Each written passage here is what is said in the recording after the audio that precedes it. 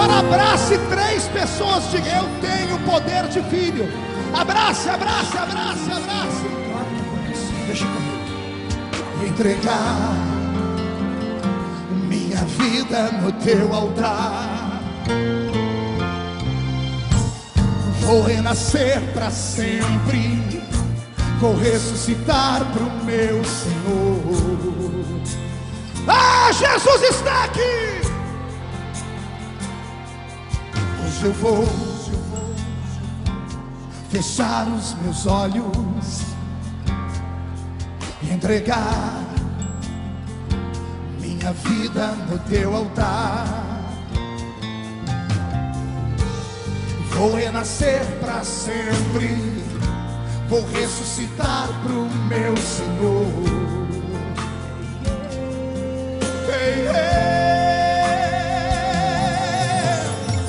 Se esse é o preço que eu tenho que pagar, pode me provar pra eu ser aprovado.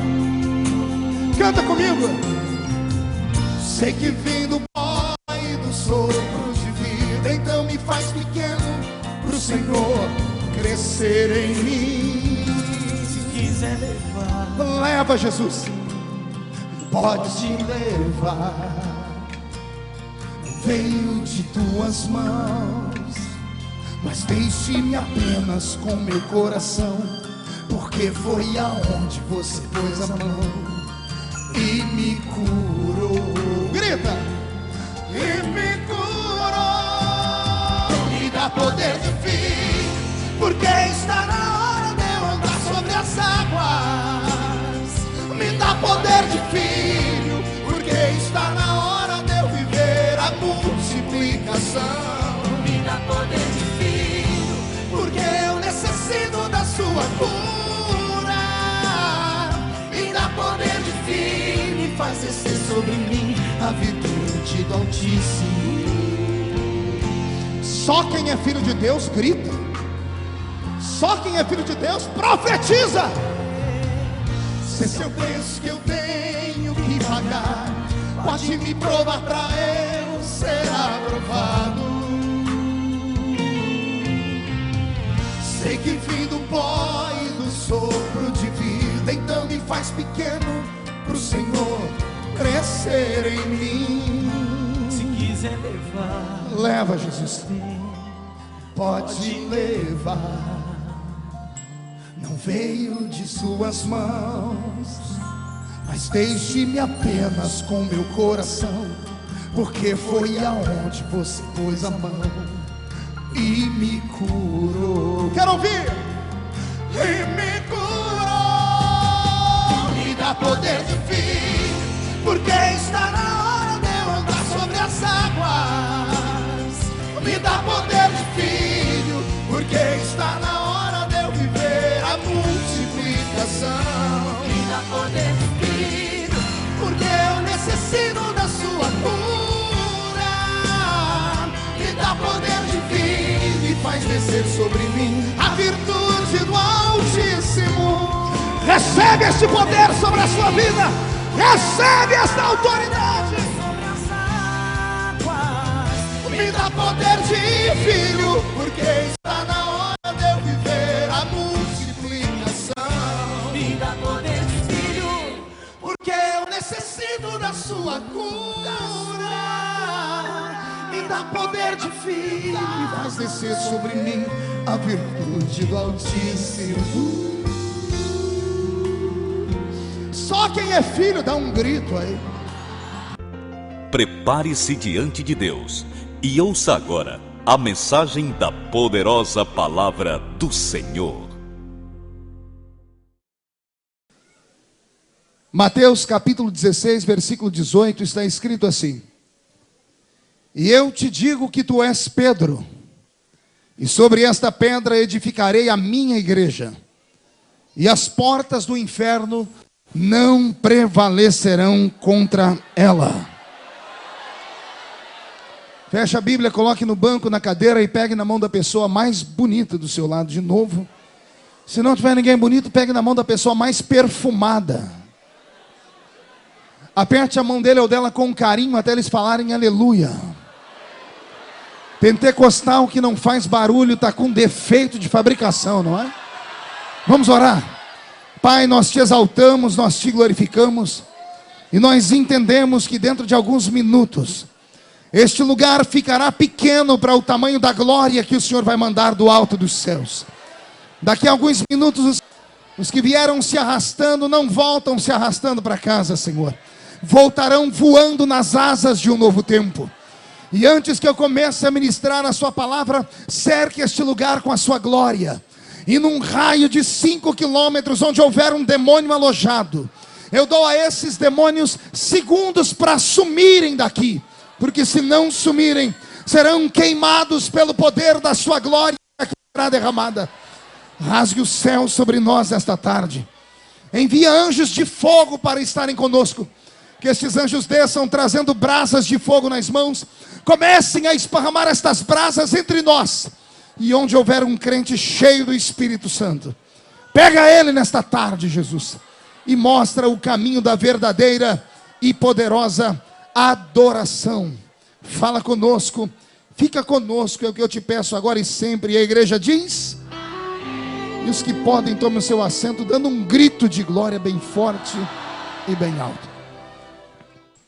Querida igreja, noiva do Cordeiro, simpatizantes da nossa fé, amigos que vieram de perto, que vieram de longe, um culto como esse para mim é muito especial. É especial porque ele é um culto temporão. É um culto que geralmente não está na nossa agenda. Então geralmente quando nós fazemos um trabalho que vai além do normal, o pagamento é dobrado porque é hora extra. Então diga para o seu irmão, nesse culto, o nosso pagamento será dobrado. E quem crê nisso? Abrir a Bíblia no Evangelho, segundo escreveu São Mateus, no capítulo que eu li, é relembrar uma história que não é história com E, porque uma história com E seria uma mentira, mas é uma história com H, uma história verdadeira, uma história que aconteceu há 2000 anos atrás, quando o carpinteiro de Nazaré, o Filho eterno e único do Deus de Israel, caminhando por aqui, resolveu num belo dia parar as suas atividades de pregação em cruzadas, porque quem acompanha o ministério de Jesus pela Bíblia, sabe que todos os dias, ele se reunia para pregar para as multidões em cruzadas ao ar livre. Mas o capítulo 16 traz uma revelação. Eu disse uma? Não ouvi? Mais forte. Traz uma revelação porque Jesus neste dia não está falando para a grande multidão. Nesse dia ele se reúne com o seu pequeno colégio apostólico, os 12 homens que ele havia vocacionado e os chamado. O que Jesus vai fazer nessa reunião, vai dividir as águas, vai abrir um precedente na história daqueles que futuramente seriam vocacionados para um poderoso e grande ministério. Jesus, sentado com os 12, resolve chamar um deles em particular e colocá-lo em evidência. E vai dar a partir deste momento um ensinamento que vai mudar para sempre a história daquilo que no futuro viria a ser chamado de igreja. Para aqueles que não conhecem muito bem a história, entendam. A igreja bíblica como nós conhecemos só nasceu de fato e de verdade em Atos capítulo 2, quando o Espírito Santo desceu sobre um conglomerado de quase 120 pessoas que estavam reunidos em uma sala. Naquele dia se deu oficialmente a inauguração da Igreja de Cristo. Quem conhece a Bíblia Sagrada nas cartas de São Paulo, vai ver Paulo dizendo, que pena que este ano não pude estar convosco no dia de Pentecostes, porque o dia de Pentecostes tornou-se então a data oficial da inauguração da igreja como nós conhecemos hoje. Então até aquele momento, o termo igreja, a palavra igreja não era conhecida. Entre os judeus não se conhecia a palavra igreja, se conhecia a palavra paróquia, se conhecia sinagogas, se conhecia como concílio, se conhecia como outros nomes até partidários políticos, mas como igreja não havia ainda sido mencionada. É aqui no capítulo 16 que pela primeira vez na história Jesus vai usar um termo grego dizendo, esta é a minha igreja. A palavra igreja significa aqueles que foram chamados para fora, aqueles que foram chamados de dentro dos seus lares, de dentro de um mundo perdido, para implantarem na terra um reino, que embora seja invisível, é um reino real. Quando eu olho daqui para aí, eu não vejo homens e mulheres, eu vejo portas abertas, para que o reino de Deus seja implantado aqui nesta terra. Pois bem, mas como eu disse, antes de Jesus implantar o nome igreja, ele vai dar uma lição, e essa lição custou caro. Pergunte. Só fala se todo mundo perguntar. Porque o moço que ele vai usar agora para dar o ensinamento era desprezado até mesmo pelos seus amigos no meio do ministério de Cristo. E eu estou falando do apóstolo São Pedro. Qual o nome dele? Enquanto o velho irmão e pergunte, ele conhece Pedro? Diga, não é o Pedro da esquina aqui, não. Diga, é aquele que é uma das pedras que fundamentou a fé cristã na terra. Para que eu possa dar esse ensinamento, eu vou pedir aqui a ajuda vou pedir para que o André, o senhor permite, deputado? André, você vai ficar aqui num cantinho? Não, fique à minha direita, que é melhor. Na verdade, fique ali perto daquela caixa. Isso. O André hoje vai ser Pedro. É uma honra ser Pedro. Eu hoje vou fazer aqui o papel do meu Jesus, sabedor que eu não sou digno nem de desamarrar as alparcas dos seus pés. E todos os demais serão aqui o restante do colégio apostólico. Amém por isso? Então diga para o seu irmão, escolhe um dos discípulos para ser. Eu quero ver quem é que vai querer ser Judas aqui. Ninguém vai querer ser o coitadinho do Judas. Mas veja só, ali está Pedro. Jesus vai começar o sermão dele. Ele está dando um ensinamento, dizendo, é uma alegria reunir o ministério hoje. Hoje nós deixamos de lado a pregação do evangelho na rua, porque eu quero dar um ensinamento que será contado daqui para sempre, até o grande dia do meu regresso à terra. Neste momento Jesus olha para os 12 e ele diz, um entre vocês será chamado em particular agora, e eu quero que todos respeitem o que eu vou chamar. E o coração dos 12 está acelerado. Tem gente com a boca seca, a perna está batendo uma na outra, dizendo, serei eu. Todo mundo sabia que Jesus tinha 3 que eram mais amigos dele. Pedro,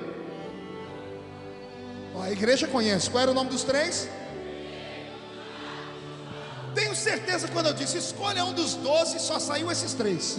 Até porque ninguém lembra nem o nome dos outros, com exceção de André. De repente, os 12 sentados, Jesus diz assim, Pedro, venha cá. Antes que Pedro saia do lugar dele, venha. E Pedro não saiu com essa cara de alegria. Quer perguntar o porquê? Toda vez que Jesus ia falar de Pedro, era para puxar a orelha. Pedro é o discípulo afoito, é o discípulo que faz o que ninguém faz, é o que fala mais do que os outros. E quem fala muito, dá bom dia a cavalo, se diz lá em São Paulo. Pedro é o que mais erra. Pergunte por quê? Porque é o que mais tenta acertar. Como é o que mais tenta acertar, é claro que ele está sempre metido em encrenca.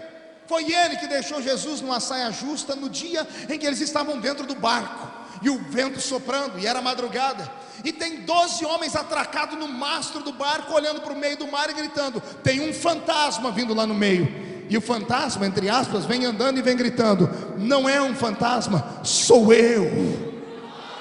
Quando a palavra sou eu ecoa, 11 homens começam a gritar, é mentira, deve ser Iemanjá, deve ser o rei Triton, o pai da pequena sereia, o deus dos mares. E de repente, no meio da voz, do meio do mar vem a voz, sou eu, Yeshua, sou eu, Jesus. E do meio daqueles 12 homens, um deles se solta, vai dizendo assim, se és tu, me manda ir ter contigo. E do meio do mar vem a voz dizendo assim, vem Pedro. Pedro vai se soltando de um, se soltando de 2, se soltando de 11, todo mundo dizendo, Pedro é uma enganação, não dá para ver se é ele não brilha desse jeito, ele não anda em cima das águas. E Pedro dizendo, é ele, porque eu conheço pela voz. Pedro chega do lado do barco, ao invés de descer, como qualquer pessoa equilibrada desceria pela escada, colocaria os pés na água para ver se a água está durinha, soltaria os pés e voltaria com equilíbrio. Pedro dá um salto e se joga nas águas. Os 11 discípulos soltam o mastro e vêm ver Pedro afundar, mas quando olham, Pedro não está afundando, Pedro está equilibrando, dizendo, eu não falei que era ele? A minha Bíblia diz que Pedro sai andando no meio das águas e deixa 11 homens de queixo caído, morrendo de inveja. Só que no meio do caminho o vento sopra, E a Bíblia diz: e tendo o vento soprado, Pedro perdeu a visão de Jesus, e olhou para onde o vento soprava, e no meio da calada de uma madrugada, vendo as ondas do mar batendo e quebrando, o medo tomou conta dele. E Pedro, quando olha para a esquerda e para a direita, tirou o foco de Jesus, começa a afundar. E quando ele vai afundando, Jesus acelera o passo, segura ele pela mão e diz: homem de pouca fé. O que é que Jesus disse para ele? Aquilo para Pedro não foi um escárnio, mas os 11 que estavam dentro do barco se alimentaram daquilo. Quando Jesus levou Pedro para dentro do barco e Pedro está se enxugando, tem 11 homens do lado de Jesus dizendo assim: está vendo, Senhor? Ainda bem que nós não somos como Pedro para te passar vergonha. Nenhum de nós quis pular na água exatamente por isso. Mas Pedro é desse jeito aí, ó, sempre mete os pés pelas mãos. Toda vez que alguém contar essa história no mundo, vai contar que Pedro é um homem de... Não ouvi, um homem de pouca fé. Como Pedro é um homem de pouca fé, isso é humilhação. Eu imagino Pedro parando de enxugar o cabelo e pedindo a palavra. Jesus, posso falar? Fala, Pedro. Senhor, os meus irmãos têm razão. Toda vez que alguém contar essa história no mundo, vão contar que eu sou um homem de pouca fé. E os outros 11 estão dizendo: está vendo? Até ele concorda. Mas se eu conheço Pedro, Peralta como era, ele deve ter aberto um sorriso, colgate, os olhos brilhando e dizendo assim: Jesus... Mas toda vez que alguém contar na história que 2 homens quebraram a lei da gravidade e andaram em cima das águas, vão lembrar que um homem é o Senhor que veio do céu, e o outro sou eu, Pedro. Eu posso não valer nada, mas eu andei em cima das águas. Agora vem uma parte que eu imagino, pergunte qual. Agora eu sou Pedro, você fica aí. Eu sou Pedro e eu vou dizer: mas eu andei. Vocês vão fazer a parte dos discípulos, vão dizer: mas você afundou. Tá bom? 1, 2, 3. Eu andei em cima das águas. Mas eu andei. Mas eu andei. Para Jesus é assim: é melhor ir e voltar do que nunca ir. Com esta palavra eu quero quebrar esse espírito de medo que te aprisiona.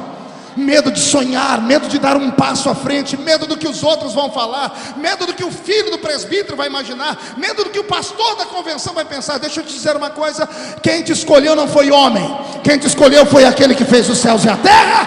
E se ele te escolheu, dá para nascer um macho capaz de tirar aquilo que Deus te deu. E se tem alguém que concorda comigo, não dá um grito, não, dá um berro de glória a Deus, ó. Toda vez que Pedro aparece na história é para passar vergonha. Jesus está lavando os pés dos discípulos.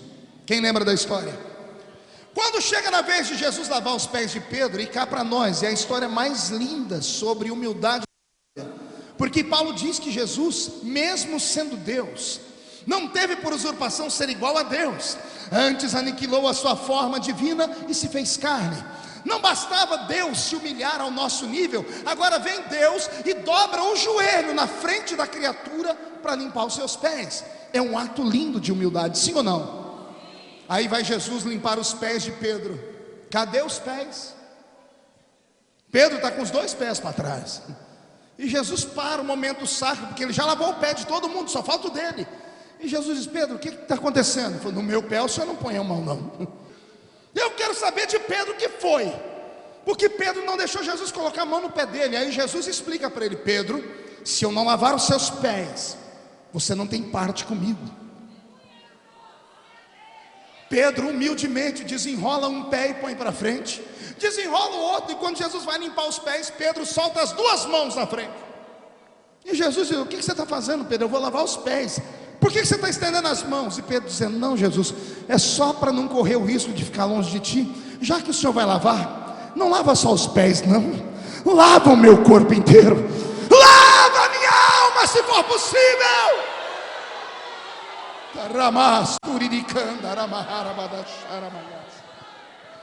Esse é o Pedro da minha história. É o mesmo Pedro que num futuro pouco distante, quando Jesus está sendo preso, tira debaixo da sua roupa uma espada. E eu me escandalizo, pergunte por quê. Faz 3 anos e meio que Pedro anda ao lado de Jesus, e Pedro nunca tirou a espada da cintura. A espada estava escondidinha ali. E um dia eu perguntei: Jesus, por que o Senhor não fez Pedro arrancar a espada da cintura? E Jesus disse: não adiantaria, porque se eu der uma ordem, Pedro tira a espada da cintura, ele jogaria a espada fora na hora. Mas eu não quero tirar a espada só da cintura, eu quero tirar a espada do coração dele. Pegou aí? São aqueles velhos crentes que quando vê um jovem crente se converter, chega nele e quer limpar ele na hora. Você tem que tirar o brinco, tem que tirar a calça, tem que fazer isso, fazer aquilo. Não, amigo, não é você quem tem que fazer, porque se Jesus quiser, ele tira. Mas não adianta tirar daqui, não tirar do coração. Essa é uma obra que o Espírito Santo faz. Naquele dia, quando Pedro tira a espada e arranca a orelha do soldado, nós sabemos que Pedro deu a espada no pescoço do homem, mas era um soldado pretoriano da guarda romana, e ele teve autoridade para se esquivar. Quando a orelha do homem cai no chão, ao invés de Jesus aplaudir Pedro, Jesus pega a orelha do soldado, cola no mesmo lugar e diz: Pedro, se eu precisasse de ajuda, eu oraria e o meu pai mandaria do céu uma legião de anjos para me defender.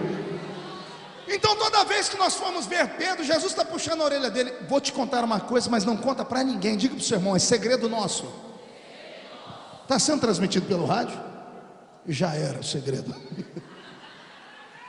Pedro é o único discípulo que, andando ao lado de Jesus, dormindo ao lado dele, acordando ao lado dele, tomando café, almoço e janta, está endemoniado.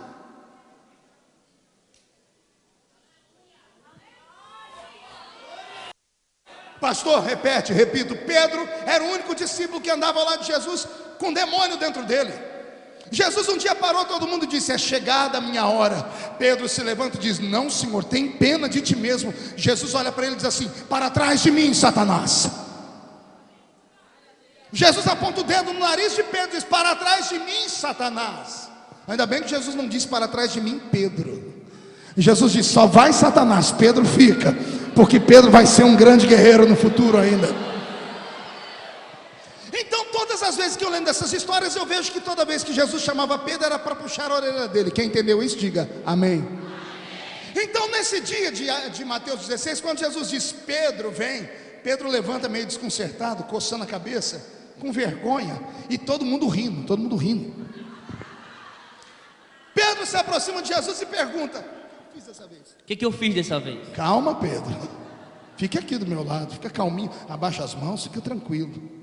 Todo mundo esperando Jesus puxar a orelha dele. E olha o que Jesus disse: tu és Pedro, e sobre esta pedra eu edificarei a minha igreja, e as portas do inferno não prevalecerão contra ela.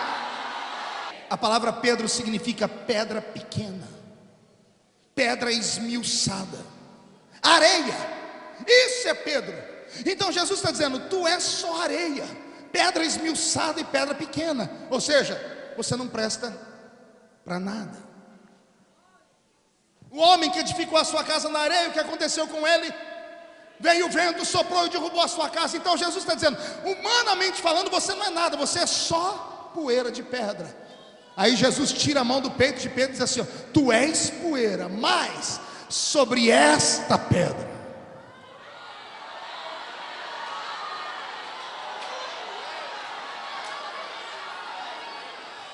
tu és poeira que não presta para nada. Você, Pedro, tu és Pedro, mas eu sou a rocha de Meribá, aquela que sai água para matar a sede de quem está no deserto. Jesus está dizendo: tu és poeira de pedra, mas sobre esta pedra Ele é a rocha. Quem crê que Jesus é a rocha?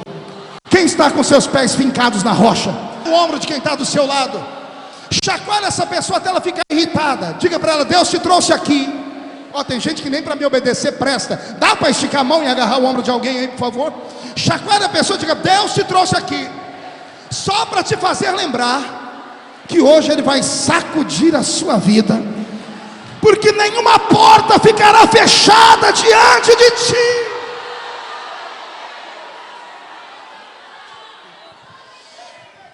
Respirando fundo: tu és pedra esmiuçada que não presta para nada, mas sobre esta pedra eu edificarei. Ai meu Deus, não escandaliza agora não. Tu és poeira, mas sobre esta pedra eu edificarei o quê? Aí Jesus tira a mão do peito dele e diz assim: se tu és poeira e eu sou a rocha, sobre esta rocha eu vou edificar a minha igreja. Pedro não é o alicerce da igreja, Pedro é a própria igreja. A igreja do Senhor somos nós. A verdadeira igreja não é a Assembleia de Deus, nem a presbiteriana, nem a universal, nem a batista, nem a igreja Jesus Cristo foi ali e já volta. Esses são templos, são agremiações religiosas, são instituições fundadas por homens e tem presidentes que respondem por elas. Tem algumas igrejas que tem até dono, homem é dono delas, mas a verdade ele não é dono da igreja. A igreja é de Cristo, comprada e lavada pelo sangue do Cordeiro de Deus.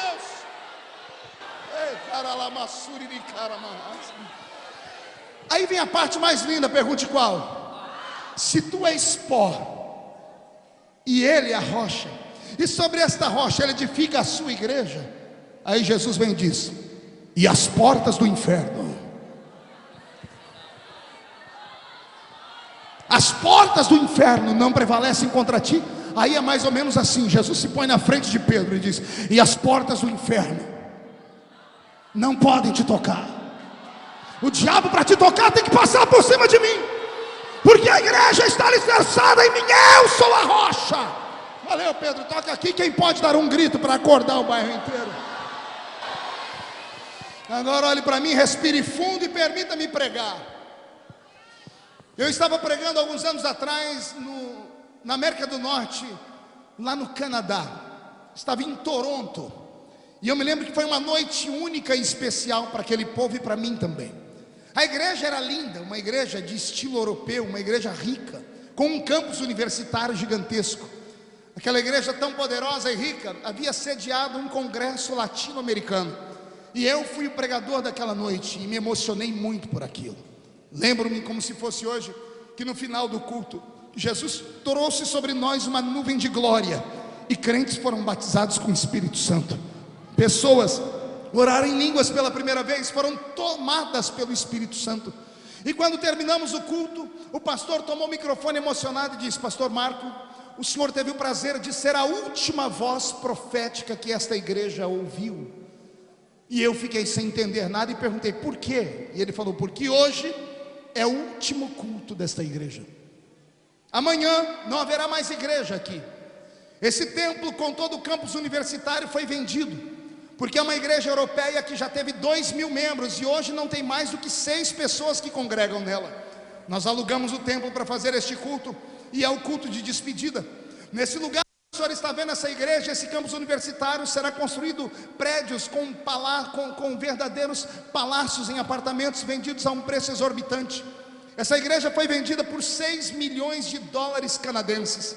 E eu me lembro que quando ouvi isso, meu coração se entristeceu muito, e eu pedi licença ao pastor, saí pelo fundo da igreja para ajudar. Do lado de fora estava caindo neve, então misturou o frio com neve, com aquela igreja em estilo gótico.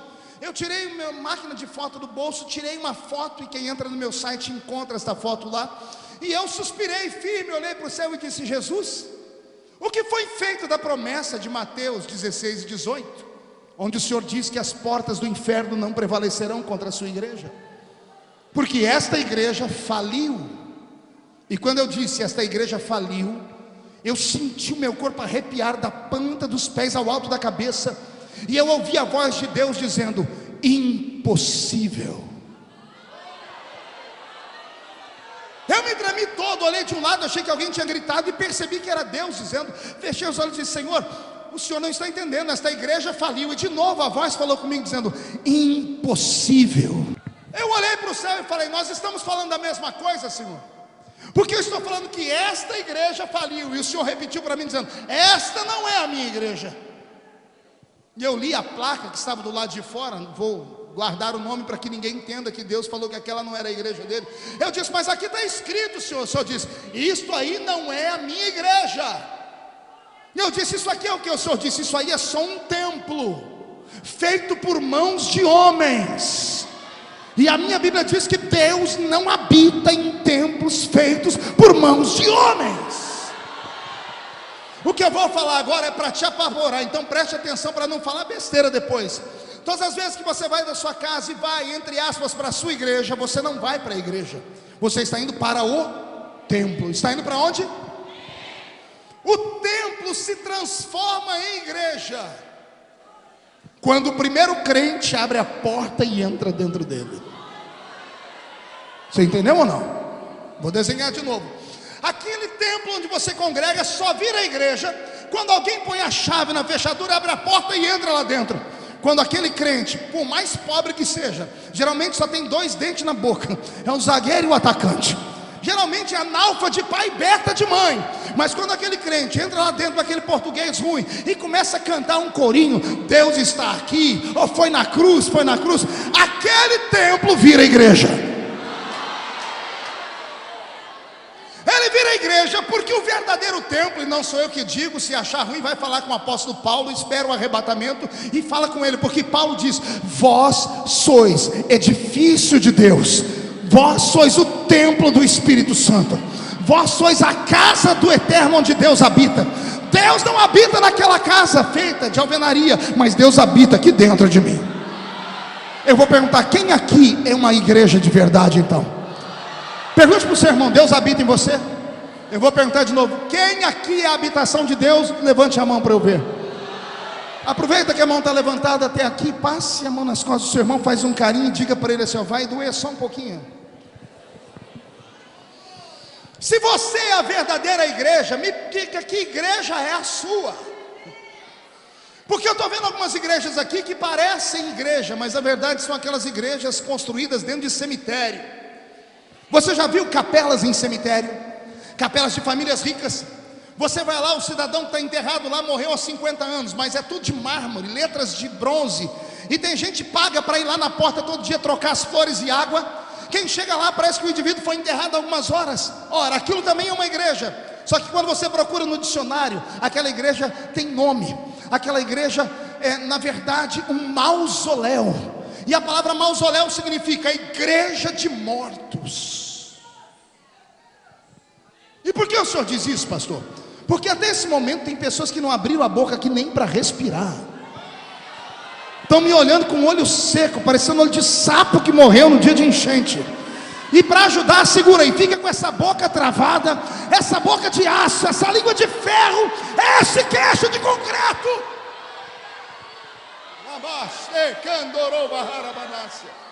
Se existe uma igreja verdadeira neste lugar hoje, esta igreja é você. E se esta igreja é você, para ser igreja, Deus tem que estar aí dentro de você. E se Deus está dentro de você, por favor, transforma a sua vida nesta hora. Se Deus está em você, quando você levanta a mão, Deus levanta a mão junto. Quando você pisa na terra, Deus pisa junto com você. E quando você determina, a palavra de ordem é lançada e tem que ser respondida. Deus não te trouxe aqui só para mais um culto bonitinho. Deus te trouxe aqui para te mostrar quem você é de verdade. Eu profetizo que você vai andar pelas ruas ao sair daqui, demônios vão se esconder até em cima das árvores.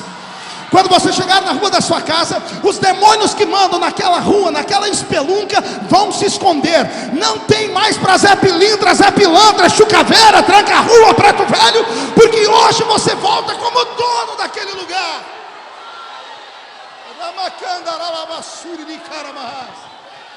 Porque tu és a verdadeira igreja. Estava pregando no Rio de Janeiro alguns anos atrás, e no hotel me liga um pastor muito amigo meu, pastor de uma grande igreja. A frase mais forte da igreja é a igreja que tem cara do leão. É a igreja de avivamento ali de Irajá. E o pastor que ligou para mim era um pastor muito poderoso, na época ele era o presidente do Conselho de Pastores do estado do Rio de Janeiro. Ele disse: pastor Marco, por onde o senhor passar, peça oração por mim. Eu disse: por quê, pastor? Porque ontem à noite entraram dentro da nossa igreja e assaltaram a igreja. Roubaram todos os instrumentos, quebraram a sala onde estava a tesouraria e levaram o cofre da igreja. Então a igreja está muito abatida, os irmãos estão muito entristecidos, e eu me entristeci também. Desliguei o telefone, dobrei o joelho e falei assim: Jesus, guarda os irmãos lá de Irajá, porque roubaram a igreja. E Deus falou comigo: impossível.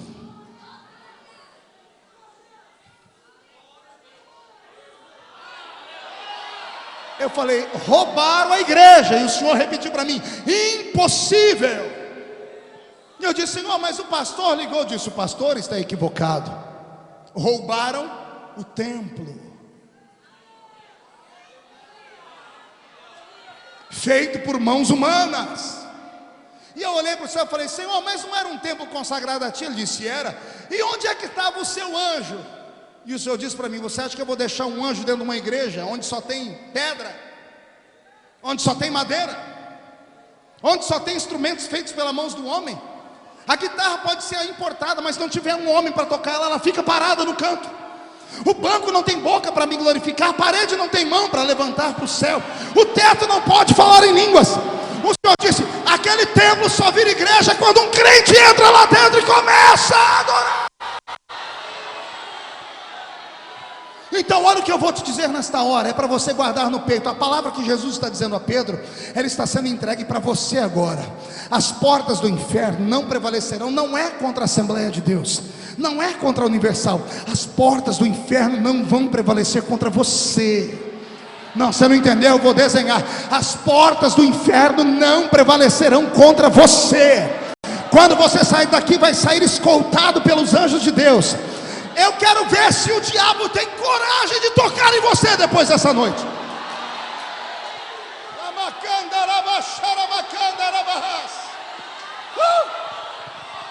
Quem acredita que Deus ainda guarda a sua igreja? Então pegue na mão do seu irmão, segure ela e me escute. A palavra desta tarde se resume em uma única sílaba: organização e organismo. Repita comigo: organização e organismo. A igreja como organização, você agora vai descruzar as pernas. Quando eu falo organização, você bate o pé no chão por 3 vezes. Calma, testando. Organização. Agora abra a mão direita. Quando eu falar organismo, você bate 3 vezes no peito. Organismo, organização. E o organismo? Olha para o seu irmão e diga: a organização é feita disso aqui, ó. Olhe para o chão, bate o pé no chão. Esta é a organização. Pedra, mais nada do que isso. Agora a igreja como organismo, diga: sou eu. O organismo é vivo. Jesus não morreu pela organização, mas ele morreu pelo organismo. A organização não pode ser protegida pelo sangue, mas o organismo pode ser protegido pelo sangue. A organização pode ser até processada, o organismo é por ele lavado e redimido e perdoado de todos os seus pecados. Onde está a igreja como organismo? Dá um grito aqui para eu ver. A organização tem nome, e o nome às vezes é muito pomposo e grande. Como eu disse, eu falo da minha Igreja Evangélica Assembleia de Deus, Ministério Catedral do Avivamento, é a igreja da qual eu sou presidente. Esta é a minha igreja, entre aspas, na verdade só a organização, mas a igreja como organismo também tem nome. Se a organização chama Assembleia de Deus Catedral do Avivamento, a igreja organismo chama-se Marco. Eu vou perguntar qual é o nome da sua igreja, por favor, não erra. 1, 2, 3, me diga o nome da sua igreja. Não ouvi? Mais uma vez. Murcha a barriga, estufa o peito, olha para o seu irmão e diga: é para esta igreja que Jesus disse que as portas do inferno não podem prevalecer contra ela.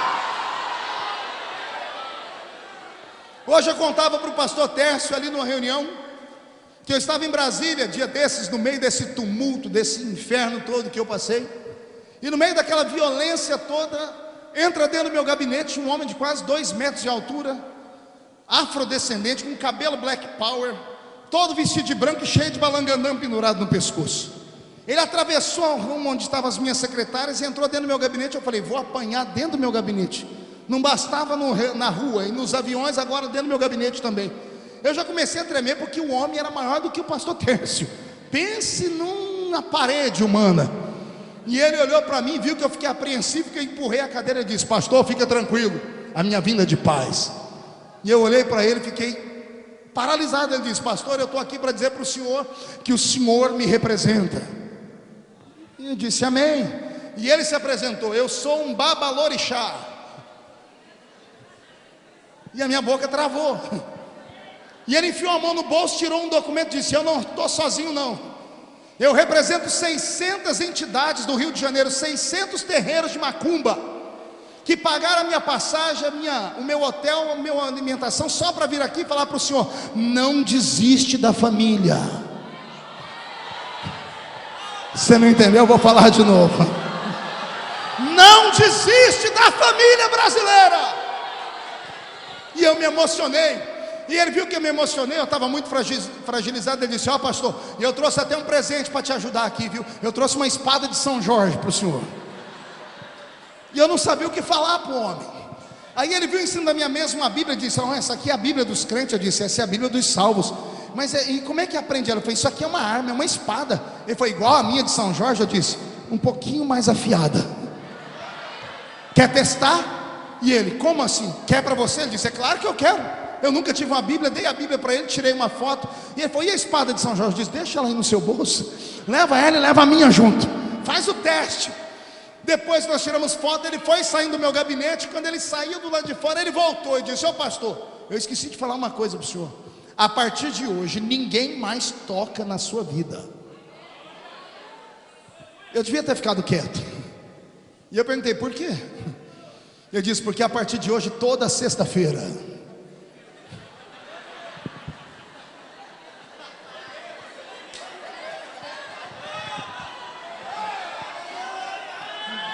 toda sexta-feira, 600 terreiros vai estar batendo tambor para o senhor, para as nossas entidades te proteger, pastor. Quando eu fui falar o sangue de Jesus tem poder, Jesus falou para mim: fica quieto, porque quem não é contra nós, é por nós. Quando ele foi saindo, eu falei: Jesus, como é que eu vou dar um testemunho desse? Aí ele falou para mim: fala para a minha igreja, que as portas do inferno não prevalecem contra ela. Se faltar homem para proteger a igreja, eu uso demônio para ser guarda-costa de pastor.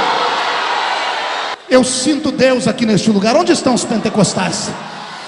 Eu queria ouvir um coral de línguas estranhas nesta hora, porque agora é a hora de recebermos tudo aquilo que o diabo levou embora da nossa vida.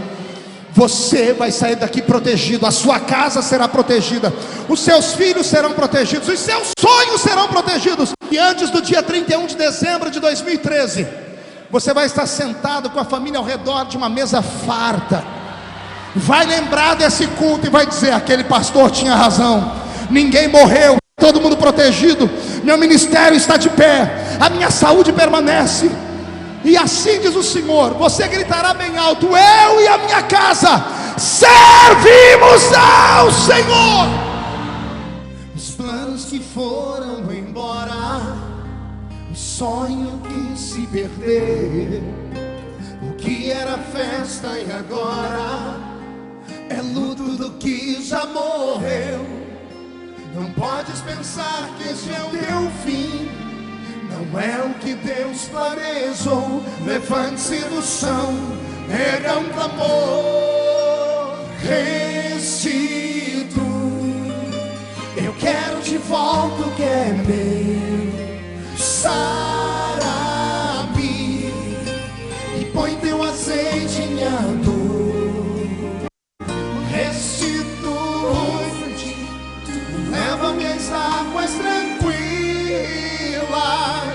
lava-me e refrigera minha alma. Restitui. Só quem crê em restituição comece a dar glórias a Deus agora. Para cada glória que você manda para o céu, é um anjo visitando a sua casa. É hora de transformarmos isso aqui numa fogueira acesa. Os planos que foram embora, os sonhos que se perdeu, o que era festa e agora é luto do que já morreu. Não podes pensar que esse é o teu fim, não é o que Deus planejou. Levante-se do chão, erga um clamor, restitui, Senhor. Recebe a glória de Deus sobre a sua vida agora. Recebe o batismo com o Espírito Santo sobre a sua história. É tarde de restituição. E o tempo que roubado foi não poderá se comparar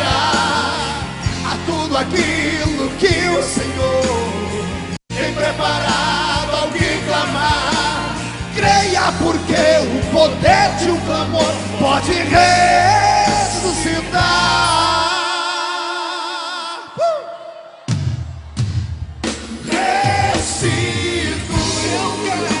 Eu quero de volta o que é meu. Sara-me e põe teu azeite em minha dor. Restitui e leva-me às águas tranquilas. Lava-me, Senhor, E refrigera minha alma. Restitui, restitui, restitui, restitui, restitui, Senhor. restitui, Senhor.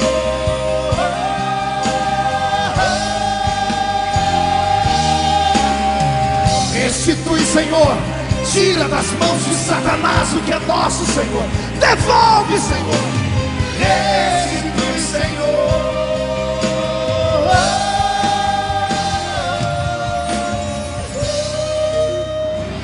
Maranata, Maranata, ora vem, Senhor Jesus.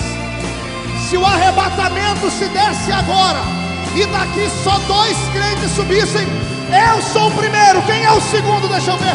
Então tira os pés do chão para adorar. Perfeito. Quero ouvir agora um coral cantando assim, ó. Morte, choro, tristeza e dor. Nunca mais. Nunca mais. De novo, nunca mais. Nunca mais. Morte, choro, tristeza e dor. Tristeza e dor. Nunca mais. Nunca mais. De novo, nunca mais. Nunca mais. Nunca mais. Quero ouvir. Tristeza e dor. Nunca mais. Nunca mais. Graças a Deus, mensagem gloriosa e já era de se esperar. Eu espero de coração que esse programa ele tenha edificado a tua vida. E foi muito bom estar com você em mais um programa Novas de Paz. Que Deus te abençoe, que Deus te ajude. Uma boa noite para você e fica na paz do Senhor. Só quem vai morar no céu dê um grito de glória bem alto agora. Nunca mais.